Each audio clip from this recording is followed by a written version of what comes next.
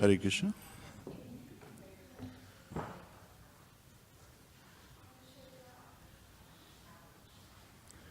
Om Namo Bhagavate Vasudevaya.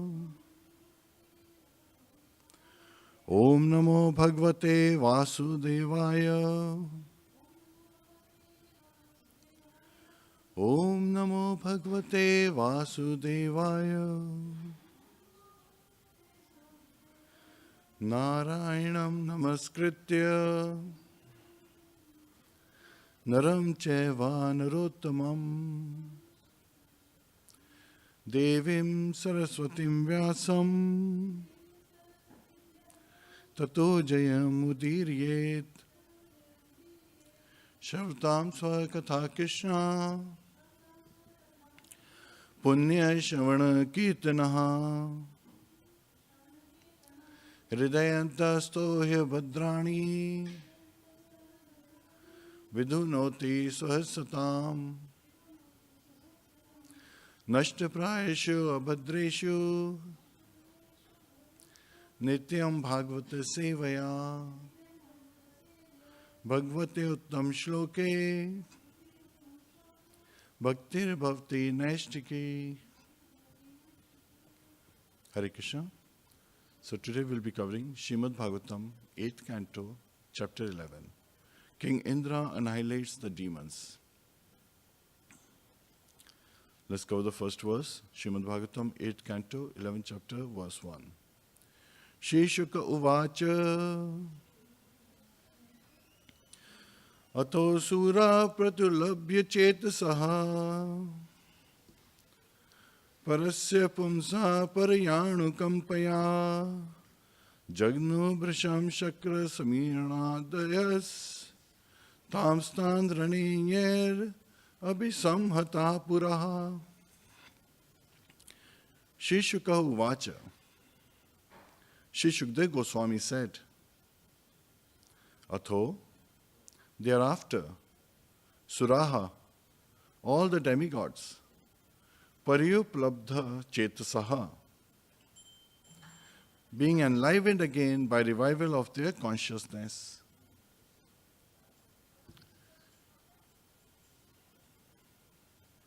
Parasya, of the Supreme.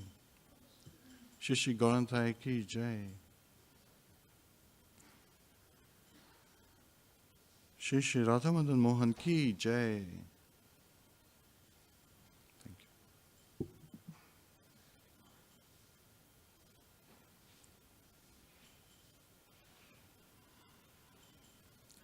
Shri Shri Sitaram Lakshman Hanuman ki Jai.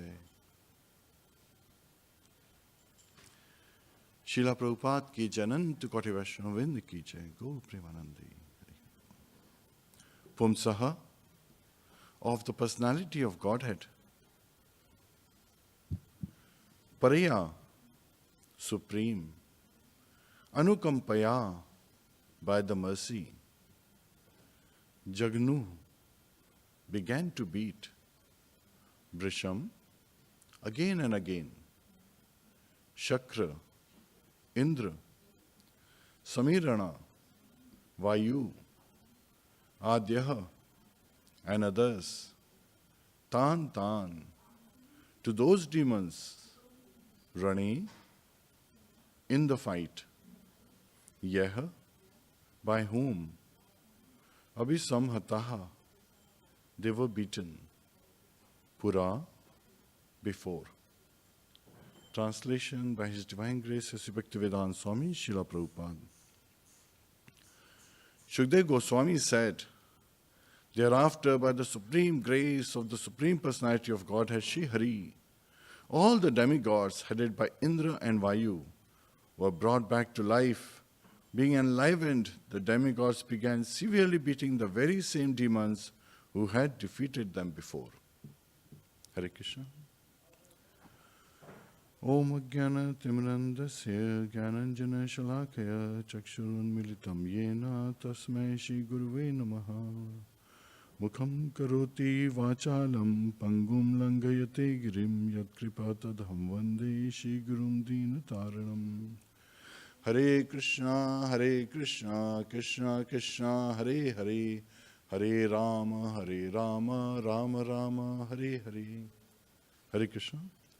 From this chapter, I am able to derive 5 lessons. And we'll be discussing them one by one.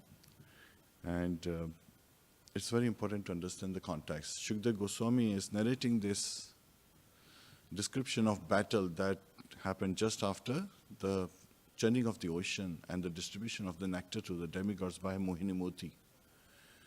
That the demons, the Daityas, the sons of deities, they all, and the Danavas, means they all became envious of the superior opulence of the demigods, and they approached them with raised weapons. And as the fight started, Bali Maharaj was in a Vaihasana, he was on a plane in the sky, which was sometimes visible, sometimes invisible. And this plane was created by Maya Danav. And also we had covered earlier in the 7th canto, near the end of the 7th canto, how Maya Danav had created 3 of such planes, and 3 such planes, they were made of gold, silver and iron. And they were also sometimes visible, sometimes invisible. So very inconceivable potency of Maya Danav, that he was able to create such airplanes flying in the sky. And as Bali Maharaj was fighting, with Indra, seeing that Indra was so expert in fighting, Bali Maharaj used his mystic potency to create a mountain appeared upside down on top of the army of the demigods. And the boulders were falling on the demigod soldiers and they were getting killed. Then the burning trees were falling.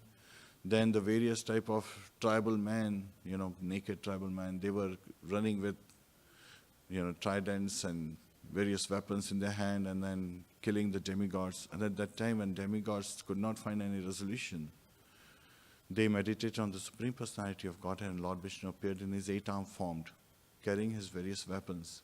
And as soon as he appeared, all this illusion that was created by the demons and the Daityas, they vanished. It vanished, just like one wakes up from the dream.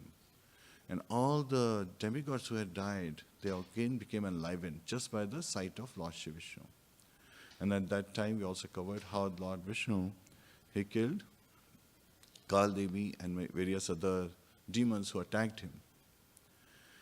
And seeing this, Indra and Vayu, this is where this chapter begins. That seeing that Lord Vishnu had appeared, they felt alive and they felt rejuvenated in energy. And Indra, Vayu, Agni and other demigods, they started beating. Varun's name is also there. The same demons who had defeated them before. And the first lesson is with respect to Indra and Bali Maharaj. As Indra was fighting with Bali Maharaj, he was trying to, Indra was getting frustrated. So the first lesson is patience. It's about patience. And when things do not work in the way we want it to, we should be very patient. And Indra, at this time, he started rebuking Bali Maharaj. So instead of, when you are fighting with someone and if they have challenged you, but there is no way you are able to even see them, how do you fight? How do you fight a ghost in this case? So Bali Maharaj, he was moving very expertly on the battlefield, sometimes up, sometimes down. He was appearing, disappearing. So at that time, Indra, he says that just as cheater sometimes binds the eye of a child and takes away the child's possessions, similarly, you are using this illusion, and by showing this mystic power, you are trying to think that you are very smart. However, we are the masters of the mystic yoga. So this also identifies that sometimes when we lose patience, how we become arrogant as well, pride. Now, the very reason Samudra Manthan happened was because of the pride. Indra was very proud when he met Durvasa Muni on the road, and Durvasa Muni gave him garland. So instead of accepting the garland himself, he gave it to his elephant. An elephant being an animal of low intelligence, put it on the ground and stumped on it. And Durvasa Muni became angry. And he cursed that all the opulence of Indra would be taken away. And here Indra is saying, these opulences of mystic yoga are ours only. We are the masters of the mystic yoga. So it's very important for one to understand that irrespective of the position, one should be very humble and very patient. And then as he is continuing to describe, he is describing his own glories. Indra is rebuking Bali Maharaj, and he is saying that those who try to come to the higher planetary systems, I, Indra, stop their progression and send them further down into the lower planets, where they are constantly punished and, to correct their actions. Now, if somebody is trying to do it, with the perspective that they want to attain the body, Srila Prabhupada has already explained, it's not possible to attain heavenly planets by one's, mechanical means. Just like the scientists today, they are trying to go to moon, Mars, and so forth. It is not possible to be able to attain it in that particular approach. While Journey to Higher Planets, that book nicely describes as how when one is engaged, as in the mode of goodness, and engaging in the pious activities, one automatically gets elevated to higher planetary systems. One who is in the mode of passion, who is still pious, stays on the earthly planets, and one who does abominable activities because of being in the mode of ignorance falls down to lower planets. So Indra is saying that, and of course he is recognizing that Bali Maharaj is in the mode of passion, he is a Kshatriya. And Indras and other demigods are actually in the mode of goodness.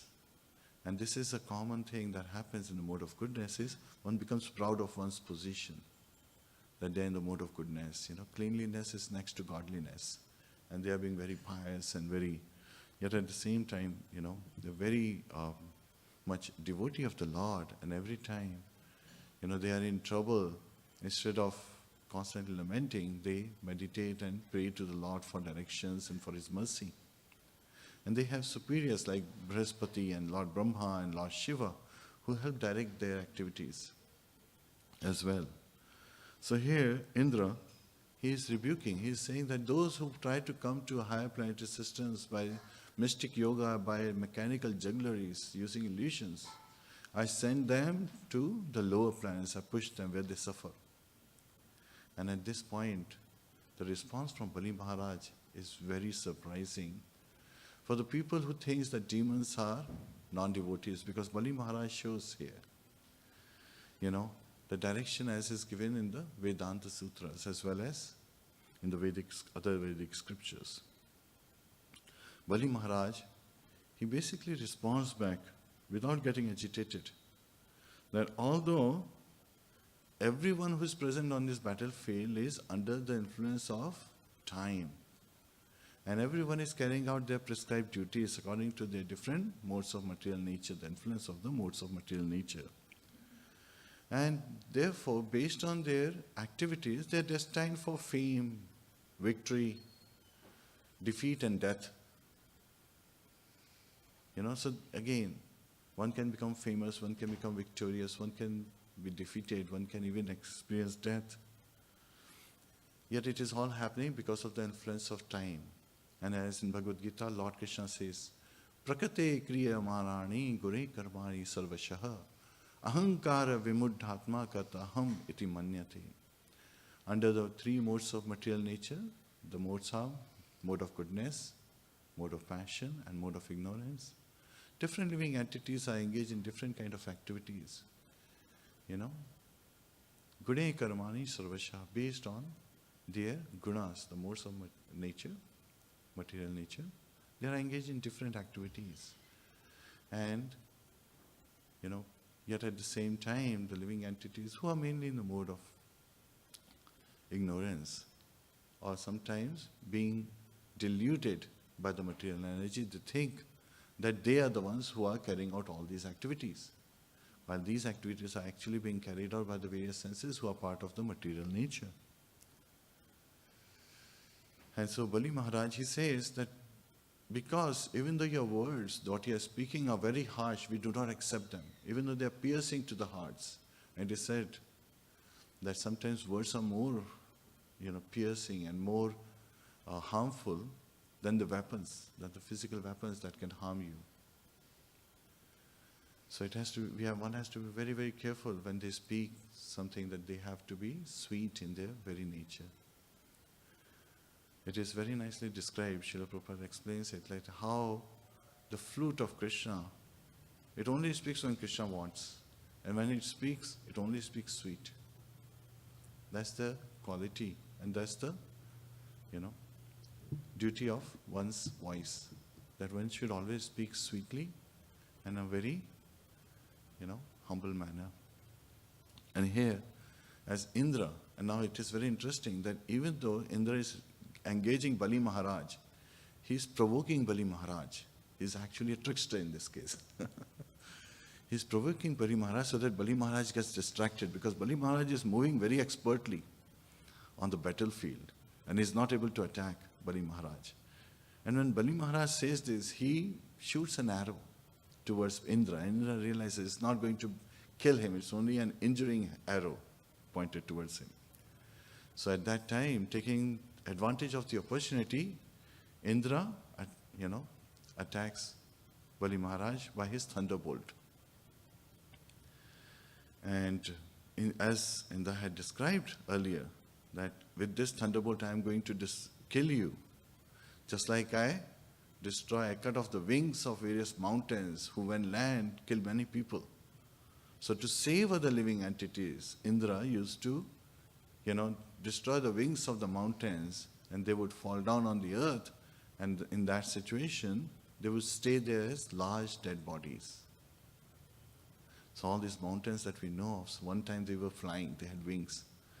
But because of their sins, their wings were cut off, and now they are on the ground, and they cannot, fly anymore. So very similar description is given as when the thunderbolt attack happens, all the demons and daityas, they all say, "Oh, alas, alas." Indra has attacked Bali Maharaj with his thunderbolt. And Bali Maharaj, he fell along with his plane down to the ground. Now as we see that when someone dear to you has fallen on the battlefield, you become provoked. Jambhasura, who was a very close friend and a very devoted to Bali Maharaj, he was friend of Bali Maharaj, so he immediately came to fight with Indra to challenge him in that mood to satisfy Bali Maharaj. And there are many such examples given where, because one is very close to your heart, you act in this manner. There are various personalities who have been identified to have that attitude. Lord Lakshmana. Anytime somebody would approach Lord Ram, and even a doubt was there that he's going to harm Lord Ramchandra, Lakshmana would come in the way. There is an example when after going to Vanvas, Lakshmana hears that Bharat, along with the army of Ayodhya, is coming. He becomes provoked. He's saying, "I'm going to kill Bharat." Just because he's thinking that even in forest, Bharat is coming to harm his Lord Ramchandra. Later, when Ravan's sister, Surpanakha, she becomes envious and she is about to attack Sita Mata, seeing that how dear Sita Mata is to Lord Ramchandra, Lakshmana intervenes and cuts off her nose and her ears. So, Lakshmana shows that attitude. Now, there are also some demonic personalities who show this attitude, of friendship. Dantavakra, after Shishupal was killed, he asked everyone to get ready to attack, but then he just picked up his club and started walking to the battlefield. And when Lord Krishna came with his army, he appreciated the mood of Dantavakra. He's saying, that Dantavakra came alone. So Lord Krishna also got off his chariot, picked up his club, Kaumdaki, and went on to fight with Dantavakra. Of course, the narration is very short thereafter. Just with one stroke of his club, he splits Dantavakra's body into two halves. So it was like an instant death from the very first stroke. Yet he appreciated how Dantavakra, in that mood of friendship, in that mood of love towards Shishupal, came to fight on the battlefield. Now, Dushasan also showed a similar attitude. Duryodhan was the eldest of the Kauravas, and Dushasan was the second among the brothers in the listing. Yet at the same time, Dushasan wanted to satisfy Duryodhan so much that he performed all the activities for the satisfaction of Duryodhan, no matter how abominable activity Duryodhan asked him to do. Then there is, when Duryodhan fell on the battlefield, Ashwathama, in the mood to show his friendship to Duryodhan, he went and thinking that he's killing the Pandavas, he actually killed the sons of the Pandavas. Draupadi's 5 sons were killed by him. And and of course Draupadi's brother, he was killed too. So sometimes it happens. So in this particular case, Jambasura, seeing that Bali Maharaj has been killed by Indra, he immediately comes and challenges Indra. And his career is lion. And with his club, he attacks the shoulder of. He also attacks the legs of Airavat. And at that time, Airavat becomes confused. The strike is so strong that Airavat falls down on its knees and faints. And at this particular time, just like Jambasura is showing his attitude, Matali, the chariot driver of Indra, he immediately brings Indra's chariot to the battlefield. And this chariot is driven by 1,000 horses. And immediately Indra gets off Airavat and rides on the chariot. Now Jambasura, he appreciates this attitude of service that Matali showed, right? Because this is a reciprocation. Just like he was showing towards Bali Maharaj, Matali is showing towards Indra. And at that time, he smiles. Nonetheless, he strikes with his trident, and his trident is said to be as of fire. He strikes Matali's chest with that trident. And even though the pain is unbearable, Matali tolerates it. Now when Indra sees that Matali came to save me and now he has been injured, he becomes really angry. And he again uses his thunderbolt to cut off the head of Jambasura.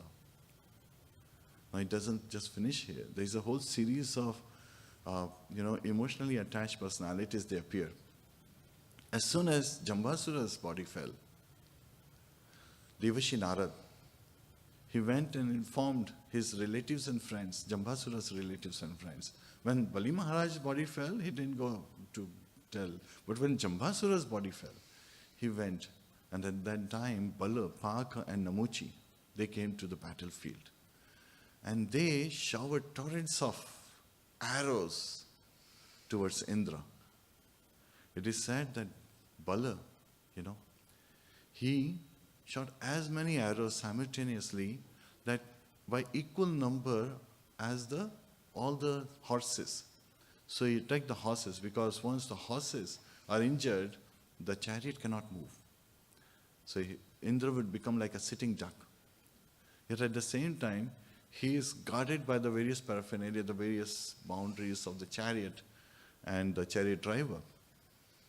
So Bala, Paka, he shoots 200 arrows simultaneously. Sometimes people go and they say, recently there was this movie by the name Bahubali, and he's showing how 3 arrows have to be shot. Here, Paka is shooting 200 arrows simultaneously, one time. And it is said to be very amazing, inconceivable. And as these arrows are shot, they are directed towards, Matali and the chariot, because it's a giant chariot. So, and Indra is completely covered, his chariot, his horses, the whole chariot is completely covered, as other demons also join, Bala, Paka and Namuchi, in shooting their arrows. And when your leader, your commander-in-chief is completely invisible to you under heavy attack, what happens? The remaining army becomes, they become morose, they feel that, oh, who's going to lead us now? So similarly, demigods seeing that Indra is completely covered by this cloud of arrows.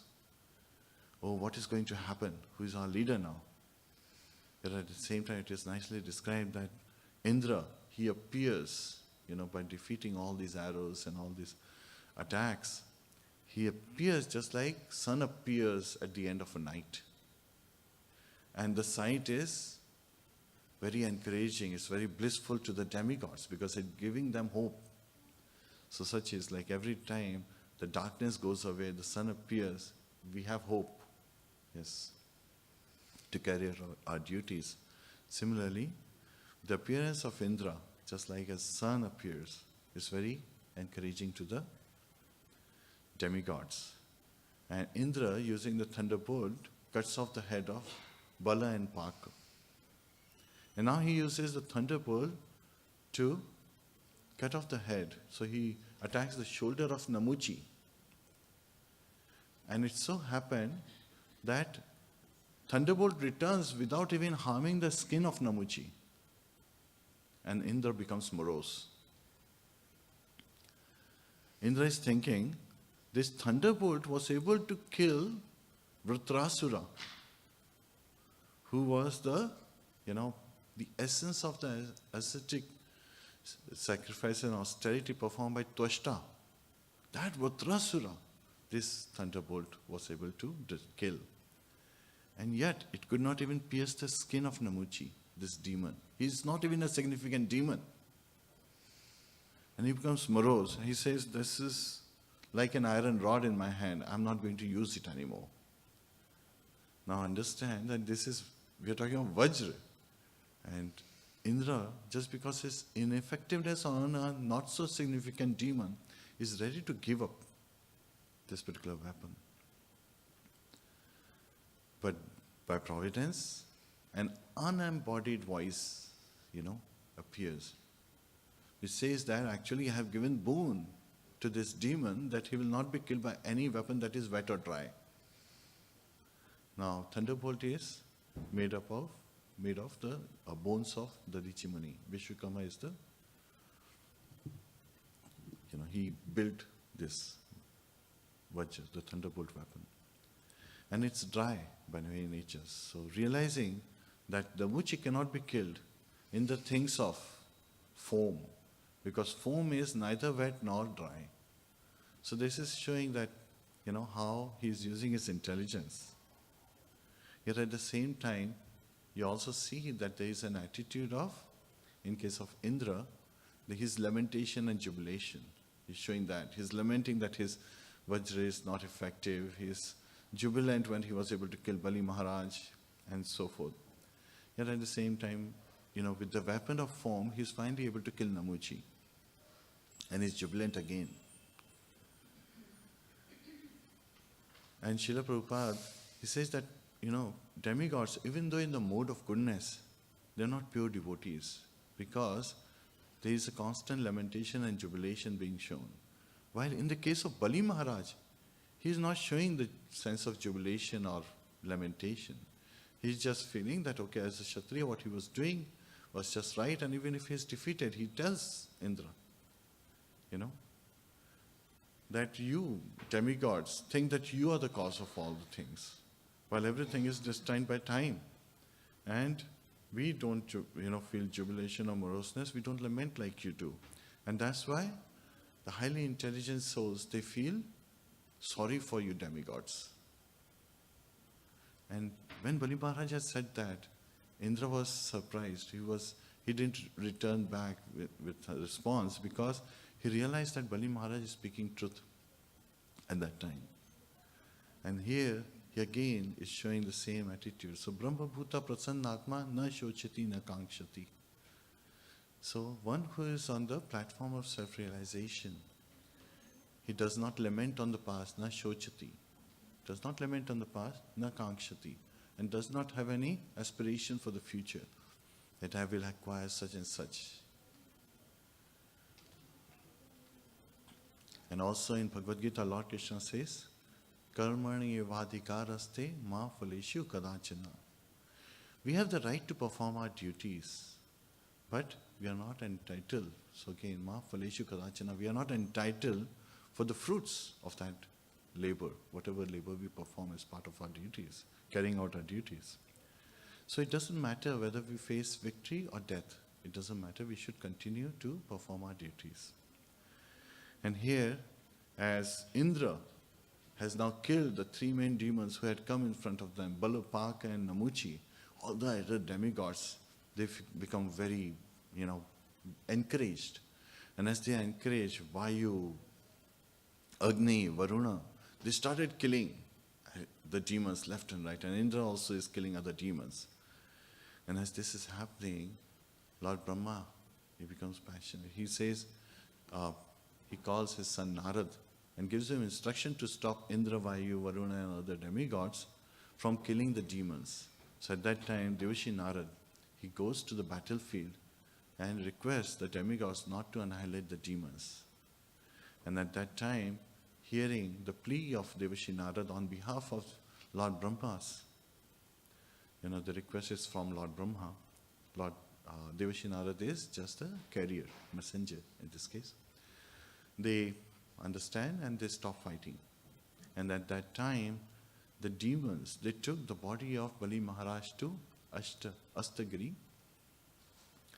And there, just by the touch of Shukracharya, now this is amazing. When demigods, to become immortal, they needed nectar. But just by the touch of Shukracharya and by his own mantra, which is known as Sanjeevani mantra, he was able to bring back Bali Maharaj. Bali Maharaj became alive. When you have a spiritual master who could bring you, why do you need nectar? Yet at the same time, again, great quality of Bali Maharaj is described. That even though Bali Maharaj realized that he was defeated by Indra on the battlefield, and he knew that Indra is very powerful, he did not lament. He showed that Kshatriya quality, that whether we are victorious or we are defeated on the battlefield, we are carrying out our duties. And as in Bhagavad Gita, Lord Krishna says, Shri Gauratai ki jai, Shri Radha Madan Mohan ki jai, Shri Sita Ram Lakshman Hanuman ki jai, Srila Prabhupada ki jai, Anant Koti Vaishnavind ki jai, Go Premanande. So in Bhagavad Gita, Lord Krishna instructs us as how we have to carry out our duties without, worrying about the fruits, and it could be victory or defeat. And while all these activities are going on, there are very much similarities with an earlier battle that had happened. It's very important that at this particular time, the chapter ends. But in this chapter, the second chapter, as we understood, is Brahma Bhuta Prasannatma. A self-realized person does not lament or does not become jubilant based on the results of what they see of their various activities. In this particular case, Indra, when he became morose, this was not the first time he had become morose. He had become morose many times in the past also. And one thing, the fifth lesson that we hear is that not a blade of grass moves by the will of the Supreme Personality of Godhead. It is significant in this particular chapter that how Bali Maharaj, he's said to be very experienced. He carried out his duties as a Kshatriya on the battlefield. And the narration is very nicely described that the Kshatriyas, when they were fighting, even those, some of the Kshatriyas, their heads were cut off, they could see the remaining part of the body, a headless body, on the battlefield with the eyes of the fallen skull, right, on the ground. And they continued fighting. That's the mood of a Kshatriya. That's how they were. Like even if they were killed, they would not give up fighting to the very last breath. And so here, Bali Maharaj and other demons whose heads and limbs and the body's parts, they were not lost. They were all brought back to life by Shukracharya. So that is again by providence. It is so destined that Bali Maharaj activities have to continue. And he is going to show us great examples as how to be surrendered to the lotus feet of Supreme Personality of Godhead. And so, I'm going to go back in time. So again, Shukracharya covered some of the similar instances in 6th Canto. So in summary, we'll be covering them. Where it is described that as how, Indra, sometimes he showed his pride.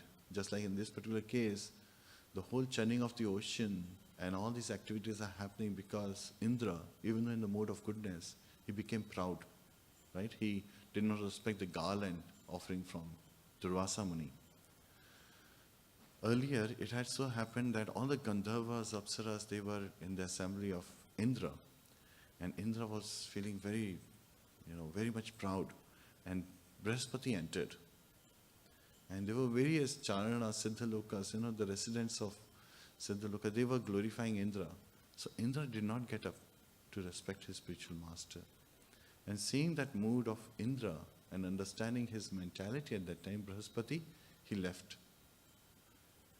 And when Brihaspati left, immediately Indra lamented. So first he was proud and jubilant.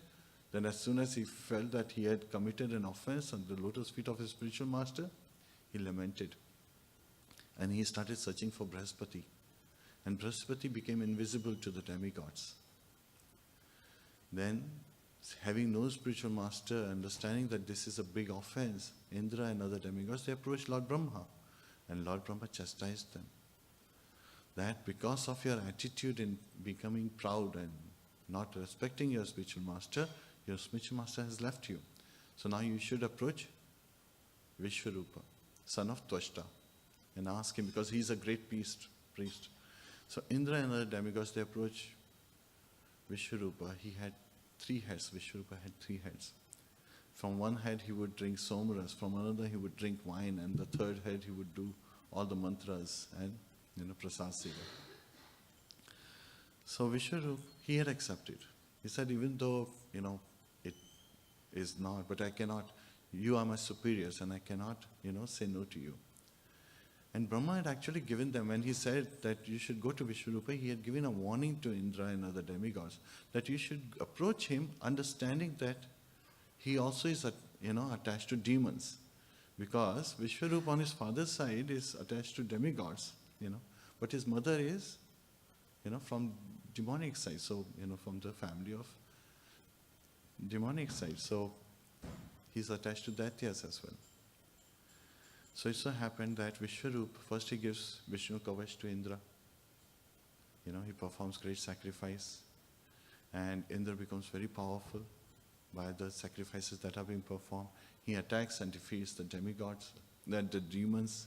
And now demigods, they have, regained their heavenly planets and they're ruling very nicely. And Indra is engaging Vishwarupa in carrying out various sacrifices. But at the same time, Vishwarupa being attached to the demons on his mother's side, as he is making 3 offerings for the demigods, he pushed in 1 offering quietly for the demons. And as he is carrying out, Indra comes to know. And even though there was a warning by Lord Brahma to understand that he is attached to demons from his mother's side, Indra loses his composure and immediately takes out his sword and cuts off the head of Vishwarupa. And on top of that, he was so proud of his position that he did not care about doing atonement for the Brahmahatya he had performed.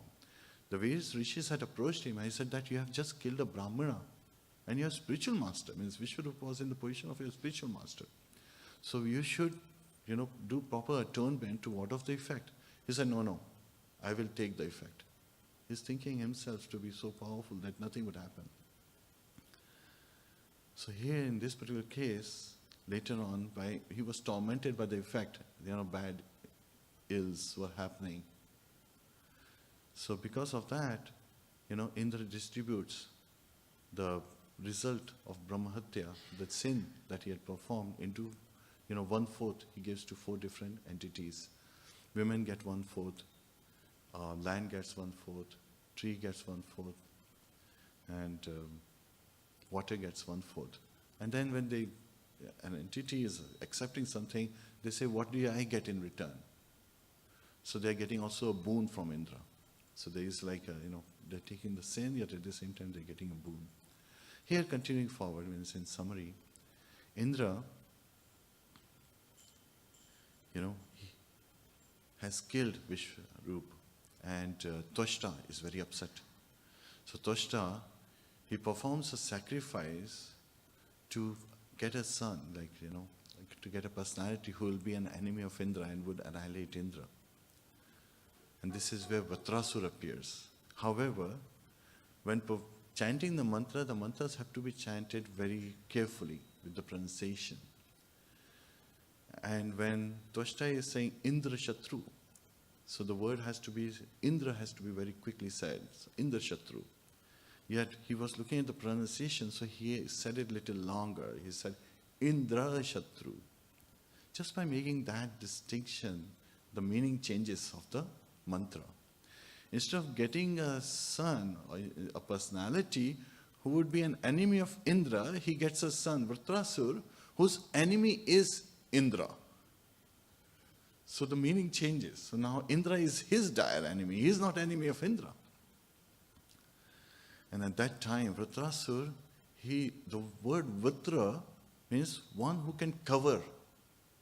Because his body was so gigantic and he had that capability to expand his body that he could cover all the planets. And at that time, the demigods and all the, residents of heavenly planets, they thought that, who's this covering our planets? They attacked Vatrasur for no provocation. That was just Vatrasur's body expanding. They attacked Vatrasur, and Vatrasur he had this potency to just engulf everything. He just engulfed all the paraphernalia and the weapons. Now you are without any weapons in front of a great, gigantic personality. So they gave up. And demons, they had Vatrasur, they took support of Vatrasur, and all the demigods are ridden away. And at that time, Indra, approached Brahma again. And Lord Brahma, he meditates on Lord Vishnu, and he gets the instruction from Lord Vishnu. So that Lord Vishnu is explaining to them, Lord Vishnu says in his explanation that you should approach Dadichi Muni and ask for his bones. Now this is a very big pastime as how the bones are achieved, and then Vishwakarma will create a thunderbolt. Lord Vishnu also gives at the end a hint of who Vatrasur is. He said, even though Vatrasur has the potency to engulf and destroy all the three worlds, do not fear. He is a devotee and he is not envious of you. Yet at the same time, when Lord Vishnu is telling, Indra has not completely realized how great personality Vatrasur is. It is at the battlefield, when he is fighting with Vatrasur, thunderbolt fell from his hand. And Indra becomes morose. Just like here, when thunderbolt couldn't pierce even the skin of Namuchi, he became morose. At that time, he became morose. And Vatrasur said that your duty on the battlefield is to fight. So pick up your weapon and fight with me. Either I will kill you with my trident, or you will kill me with your thunderbolt. It doesn't matter. And then he starts glorifying the Supreme Personality of Godhead, that everything is happening because of the desire of Supreme Personality of Godhead. And he's showing, and then he's saying, oh my Lord, when will there be a time that I will be with you, I'll serving you. Vatrasur is praying, and all the demigods, they are amazed, including Indra, about knowing the personality of Vatrasur. He says, Aham Hare Tava Pade Kamula Dasanu Dasa Bhavitasmi Bhuyaha. So he's saying, oh my dear Lord, oh Supreme Personality of Godhead, when I be able to serve again as a servant of your servants, whose only shelter is your lotus feet. And at that time, Indra realizes that the personality in front of him is a great devotee of the Lord. And then he smiles and remembers that even Prahlad Maharaj, who is a Daitya, right, descendant of Diti, is a great personality, a great devotee. And hearing the instruction that, okay, I have to fight, he fights and kills Vatrasura. Yet at the same time, when he is engulfed by Vatrasura and he is protected by Narayan Kavach, he cuts off the head of Vatrasura when Vatrasura was in Samadhi. Now normally on a battlefield, if you are killing your enemy, you don't get any reactions, right? It's glorious. However, it took Indra because of the effect of mantra, he had become an enemy of Vatrasura, that he used the thunderbolt to cut off the head of Vatrasura. He was cutting the neck. It took him 1 earthly year to cut off that neck of Vatrasura. And because it was not done as per the injunctions of the Shastras, he gets the sin of Brahman Hatya. And this is where, it's called Churel, witch-like personality. She chases Indra. And then the story goes on. But the important thing is one should continue to carry out their prescribed duties and should not be jubilant if there is success and should not lament if there is defeat, as is shown by Bali Maharaj in this chapter, and should not say things that are hurting to others, and always be sweet when they are approaching others and be respectful in a humble manner as carrying out one's prescribed duties. So this is where the chapter ends. Yet at the same time, to be able to stay humble, to be able to carry out our prescribed duties, we also have to keep focus that in the center it is Krishna that we should be serving. And with that mood that we want to serve Lord Shri Krishna, what is the Yuga Dharma for this current age? Sankirtan. And to be engaged in Sankirtan Yajna, we have to chant loudly, raising our hand and chanting, Hare Krishna, Krishna Krishna, Hare Hare, Hare Rama, Rama Rama, Hare Hare, Hare Krishna. Canto Śrīmad-Bhāgavatam ki jai, Srila Prabhupada ki jai, Anant Koti Vaishnava Vrinda ki jai, Go Premanande, Hari Hari Bol.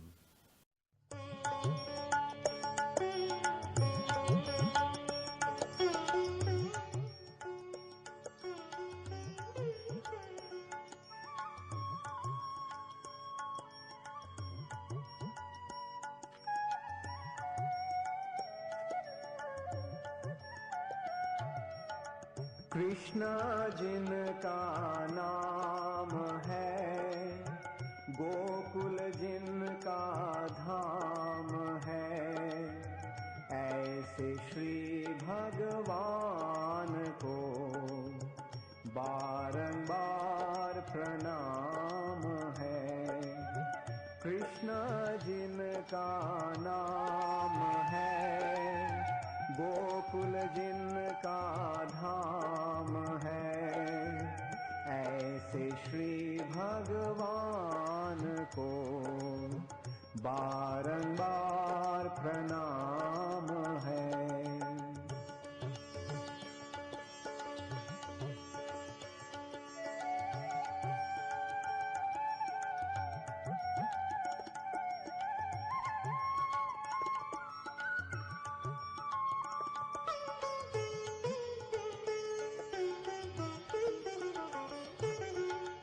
Yashoda जिनकी मैया है, नंद जी बपैया है, ऐसे श्री गोपाल को बारंबार प्रणाम है। यशोदा जिनकी मैया है, नंद जी बपैया है, ऐसे श्री गोपाल को बारंबार प्रणाम है।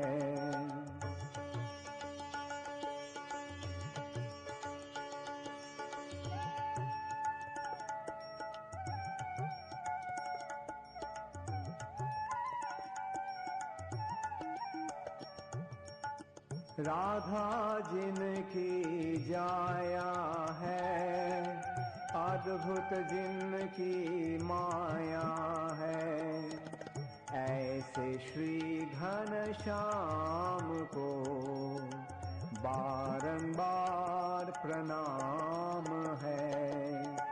राधा जिनकी जाया है, अद्भुत जिनकी माया है, ऐसे श्री घनश्याम को बारंबार प्रणाम है।